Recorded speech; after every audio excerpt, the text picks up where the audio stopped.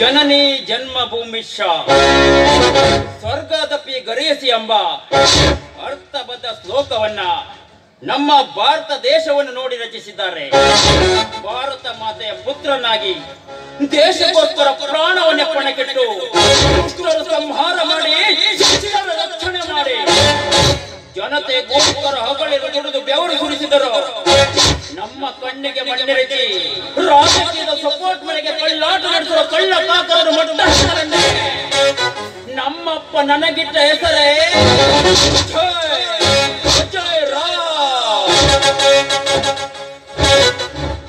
ಅಂದರೆ ಅಟ್ಟಹಾಸದಿಂದ ಮೆರೆಯುತ್ತಿರುವ ಜ ಅಂದ್ರೆ ಜನರನ್ನ, ಯ ಅಂದ್ರೆ ಈ ಅಮ್ಮನಂತೆ ಎಳೆದದ್ದು ಅವರ ದಮನ ಮಾಡಿ ಅವರ ಬಾಡಿಯನ್ನ ನಾಯಿ ನರಗಳ ಔತಣ ನೀರಿ ಮೆರೆಯುತ್ತೆ ಈ ಅಜೇಯನ ಕಾಯಕ.